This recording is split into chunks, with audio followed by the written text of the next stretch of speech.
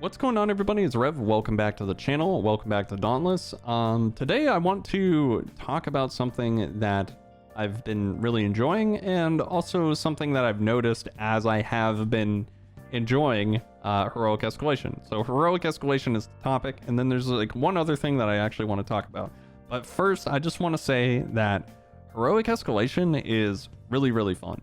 It takes me back to a time where Alpha and Dauntless just came out, and the content was really difficult, and I had to relearn something. I mean, not so much learning Dauntless as altogether, but when it came to learning what new Keystone Behemoths, could do, and remembering what fights were like before they were just stagger locked and constantly just killed and rolled over, basically.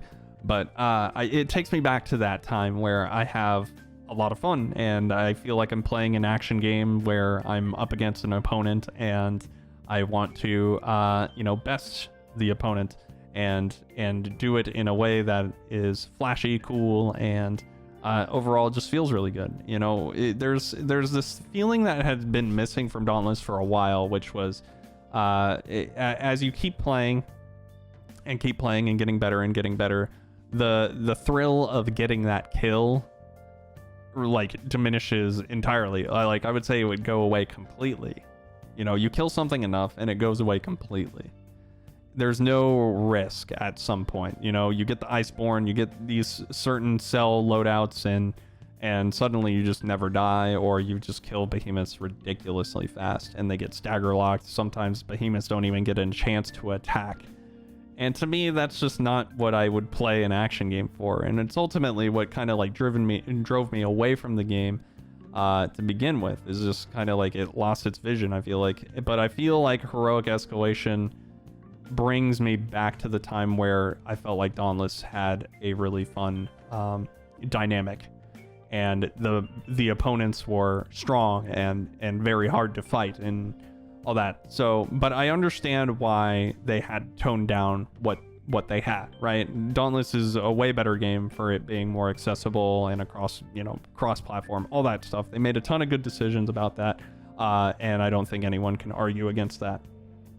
But as I keep playing Heroic Escalation, there's something that every time I see something, like something triggers it, and it's usually just like a poor interaction with one of these modifiers, or and honestly, I want to say that even though that most modifiers can be ignored, I don't think that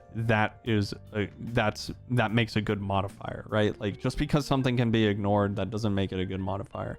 And so I want to be particular about what I feel, so just kind of like bear with me, because I am just kind of like off the cuff winging this kind of stuff. So what I think is that during the time of like Heroic plus patrols, some of you might know what that is, some of you might not. Basically, it's what we had before the hunting grounds. That was like our hard content, and it was what we would do to upgrade our gear to the most powerful state. Things like Charog having a thick hide modifier on it is one of them. Deadeye Quillshot Quills having a AoE around them that gives you shell shock status is one of them. Pangar's spikes coming out of the ground when it enrages and on a timer is a modifier. So we see a lot of these Heroic Plus modifiers as normal modifiers in Trials, and we also see them in Escalation, and they just kind of carried over. Now, they didn't really start going super gung-ho with modifiers until Trials was conceived, and I had two particular opinions when Trials was getting tested. One of them was the leaderboard should be weapon specific. That was like off rip. That was the first thing I thought of. I was like, this leaderboard needs to be like weapon specific 100%. And then I also felt like we should see what Trials is like with really hard behemoths and no modifiers. Because I think that overall, modifiers add this like really weird arbitrary difficulty and almost add nothing to the fight other than annoying factors 95% of the time. Like there are three states. There are three states for modifiers. You either completely ignore them, you do them because you get more damage, or something unreactable happens that you can't ignore and you just die for it. And so that's kind of like the three feelings of modifiers that you get currently in Dauntless. And so I would almost like to say, just like I would say this like very boldly, I think if modifiers disappeared overnight, I don't think anybody would miss them in the long term. I don't think anybody is just like, yes, I got XYZ particular modifier on my escalation round 3. I'm so excited. I don't think many people, if any, have ever said that. It's more exciting to get cool amps, for example. That's a moment that I really like to experience. Oh, I got Virulent Impact. Sick. I'm going to pop off next round. That's amazing. But you get certain modifiers and it's just like, bro, I have to deal with these Styxians too. Oh my god, these spitters are just pelting me and I can't play the game. It's in Narnia. I don't want to chase after it. I'm just going to ignore it, and you're just tanking these hits, and it's just really annoying. Or, you know, and this is kind of excluding the fact that most modifiers, let's be honest, don't really work properly. I'm looking at Styxians right now, right? Like, sometimes they just straight up don't work. These lightning strikes, they have an AoE circle, but they don't hit you. They strike like a random area that isn't in the circle. Like, there are still busted modifiers that just don't get the attention to get fixed. And so I just kind of question why they're even there to begin with. And so I kind of want to just run that by the community. Do you guys like modifiers? Because I feel like they filled a difficulty gap that we needed during the time of trials in like Heroic Plus. But now that Heroic Escalation is in the game, we kind of have our own little playground to mess around in and just fight really tough behemoths with our cool new Omni cells. I thought it was really interesting because I just kind of, me and Doe were talking about it, and I was thinking about it myself as I was playing it solo. Like, I really like this game mode, but I think these overall, like, the difficulty of all this stuff is just kind of whack, because I would rather modifiers be like an attack that a behemoth has. Like, let's say summoning Styxians is just unique to the Frost Embermane, right? All you have to do is fix up the Styxian hitboxes a little bit, and Styxians are fine. But and that's something that you have to deal with, particularly on that fight. That makes that fight unique, and that also makes that fight just, you know, and if you don't like it, it makes it just stapled to that one particular fight. And if that's a trial, then you have to deal. Yeah, that's like, and then one final thing is, and I want to give credit to the Behemoth team here, because while Chronivore has some really weird hitboxes, it has a ton of attacks.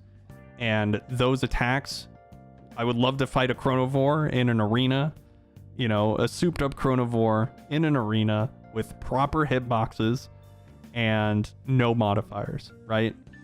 Because Chronivore is one of the coolest fights that has ever been conceived in Dauntless. And I would love to see what the talented people in the Trials community can do versus a behemoth that has that many attacks, you know, what they can prevent, what they can, you know, the mastery, like all the different tricks and all that stuff that you can use to interrupt. And yeah, I would really love to just see what people can do in that regard. I think the variety of attacks of the Keystone behemoths have really like been upped really hard. I'm looking at a behemoth like Boreas, who probably has like 5 attacks total, and then I look at Chronivore, he's flipping all over the place. He has an Aether form, he has a teleport, he has so many different movement moves, and it's just, I want to see what the best hammer player can do versus a Chronivore that's just constantly moving around, can't really stagger lock it. Like, I want to see what they can do. I don't care if it takes 10 minutes.